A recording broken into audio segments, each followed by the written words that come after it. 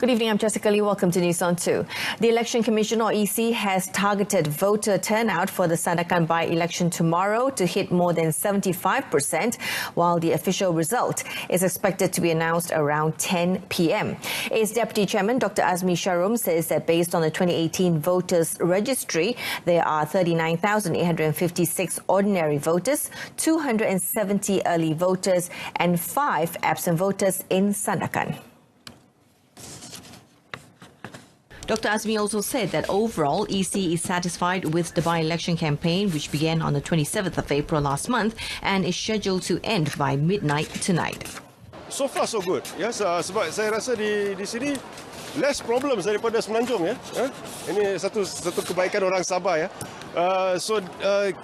Of course ada masalah, ada komplain dan sebagainya, tetapi ini bukanlah sesuatu yang terlalu luar biasa dan amat sedikitlah compared to the previous PRK. So it's good. I think secara amnya everybody's behaving well. So ini adalah satu yang patut dicontohi lah. The EC Deputy Chairman said this after visiting SMJK Tiong-Hwa Sandakan Hall at the sidelines of the preparation and inspection of ballot boxes by EC-appointed officers. He added that there would be 798 EC officers for the Sandakan by-election, designated among the 19 polling district centres and 90 channels under the parliamentary constituency.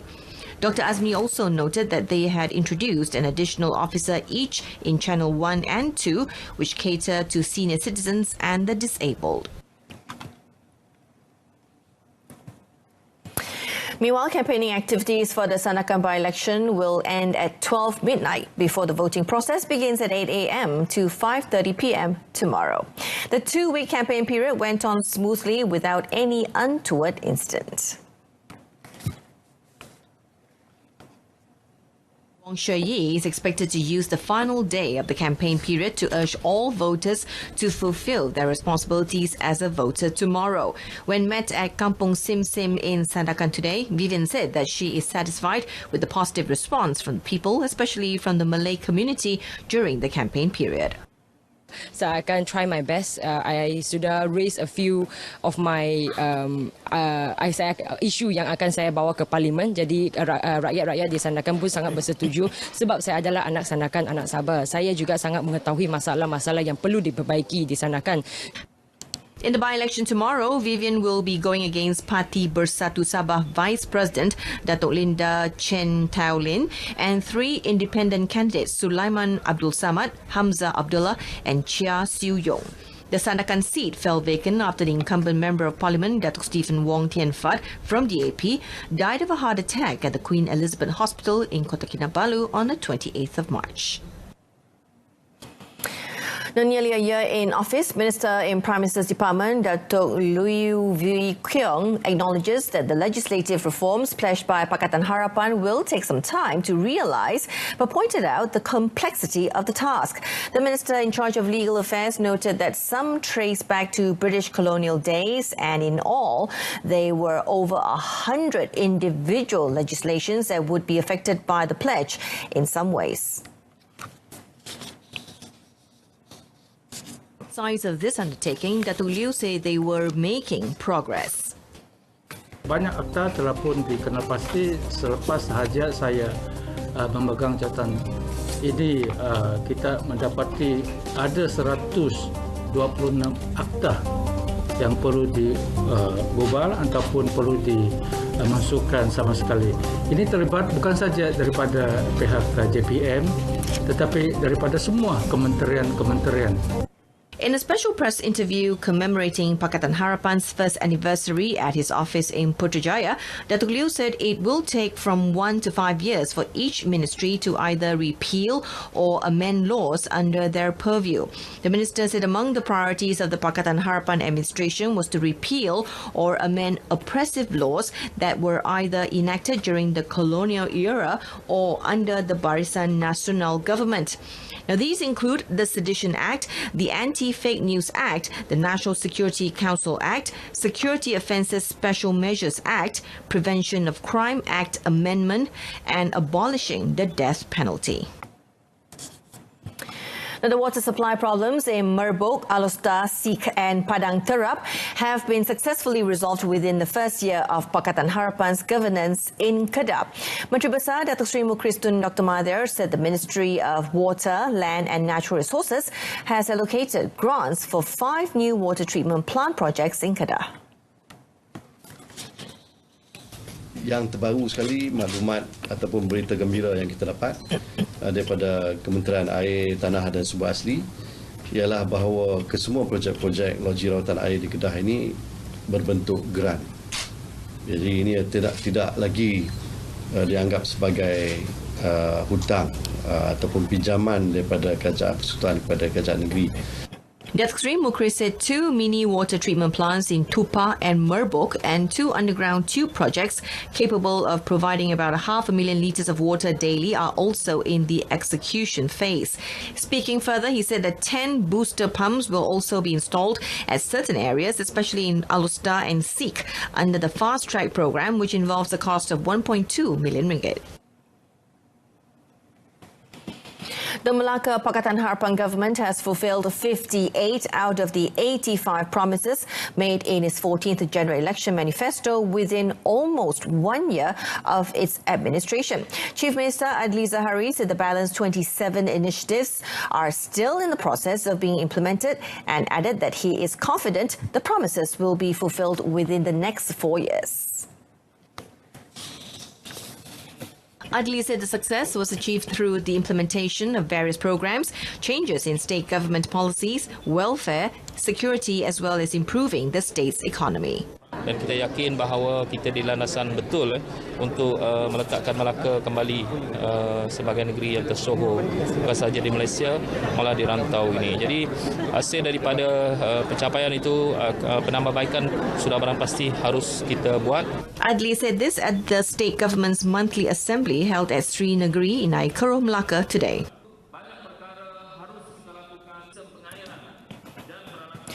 Now, Shah Alam High Court has granted the request of Deputy Public Prosecutor Fatin Hadni Khairuddin to bring in an EMRS van next Wednesday that will serve as a point of reference in the inquest into the death of firefighter Muhammad Adib Muhammad Qasim.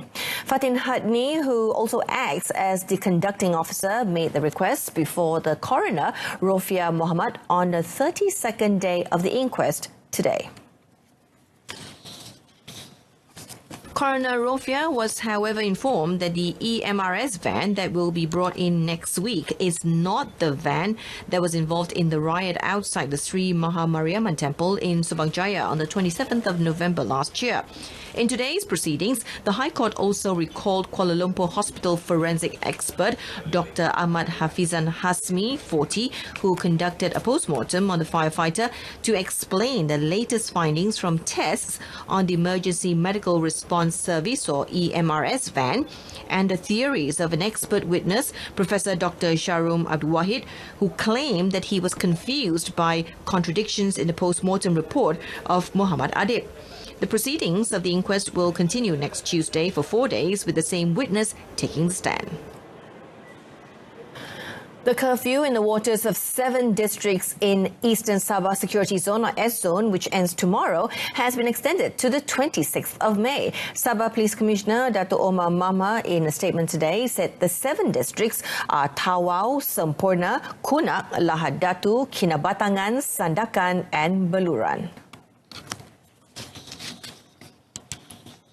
Those living in the affected areas should remain indoors, while outsiders would not be allowed to enter the waters there between 6 p.m. and 6 a.m. The curfew is extended to ensure that the waters will not be encroached by those who can threaten the safety of researchers and foreign tourists visiting resort islands in those districts. It is also to ensure safety and well-being of the people of Sabah and those in the S Zone. A Chinese national who passed herself off as a medium was charged at the Kuching Magistrates Court today for deceiving a housewife in April this year. The 34-year-old, who was unrepresented, however, pleaded not guilty to the charges. Magistrate Zubaida Shakawi denied bail for the accused and had ordered her to be held at the Puncak Borneo prison until the remention of the case on 11th of June. The accused was alleged to have deceived a 55-year-old housewife to surrender her jewellery and cash in order to rid her house of evil spirits on the 11th of April at a house in Batu Kawah, Kuching, Sarawak. Apart from being charged in Kuching, the accused, who was arrested on the 21st of April, also faces several similar charges in Miri and Sibu. Finance Ministry has refunded 17.1 billion ringgit to Goods and Services Tax (GST) and income tax payers as of 30th of April. Lim Guan Eng, in a statement today, said the ministry received a special dividend of 16 billion ringgit from Petronas with a GST repayment of 9.5 billion ringgit, which involves 76,002 cases. The Inland Revenue Board of Malaysia, meanwhile, has refunded a total of 7.6 billion ringgit to taxpayers, which involves 5.2 billion ringgit and 2.4 billion ringgit to 70,205 companies and 1,186,288 non-companies, respectively. Of the GST refunds, 9.5 billion ringgit has been returned by the Royal Malaysian Customs Department. Malaysia Rail Link Syndrome Berhad, or MRL, expects the pre-qualification or pre-queue exercise for the East Coast Rail Link ECRL project to draw a huge interest from engineering, infrastructure and construction companies nationwide. MRL said in a statement today a pre-queue notice advertisement by ERCL's engineering, procurement, construction, commissioning EPCC contractor, China Communications Construction Company Limited, CCCC, will be published in leading local dailies on the 13th of May and the 14th of May. The pre-queue exercise is meant to tap eligible Malaysian contractors to participate in 40% of the project's civil works. It is open to all experienced local contractors that possess Construction Industry Development Board or CIDB grade G3 to G7 with a minimum score rating of 2 stars. It is said that pre-queue documents must be submitted at CCCC counters at the Sime Darby Convention Centre on the 29th of May and 30th of May. A pre-queue evaluation committee consisting of senior MRL and CCCC officials would evaluate all the submissions made by Malaysian contractors during the pre-queue exercise to shortlist eligible local contractors to proceed to the subsequent stages as potential tenderers of the ECRL civil works packages. Sarawakians have been urged to help the Domestic Trade and Consumer Affairs Ministry, KPDNHEP, to monitor the price of goods sold during the festive season. Now, this includes lodging complaints and providing information to the ministry should there be any unreasonable price increase. Sarawak KPDNHEP Enforcement Division Chief Muhammad Hanizam Kerchek said that the ministry will not compromise with traders who violate the regulations under the festive season price control scheme. Muhammad Hanizam has reminded traders to be more cautious and to take issues involving the rights of consumers seriously.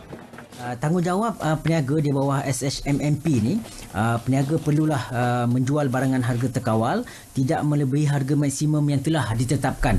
Sebab skim kawalan ni kita akan skim harga musim perayaan ni kita akan tetapkan harga maksimum yang peniaga perlu patuh dan jual untuk kemudahan pengguna sebenarnya.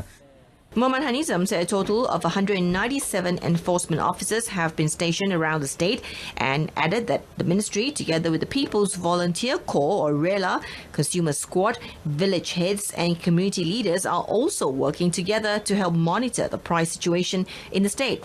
Muhammad Hanizam said this when appearing as a guest on Bicara Pengguna program on Limbang FM radio in Limbang, Sarawak. And that's it from us in our top story. EC expects a 75% voter turnout for tomorrow's Sandakan by-election. News on 2 will be back at 12:30 tomorrow afternoon with more updates. Till then, I'm Jessica Lee. Thanks for watching.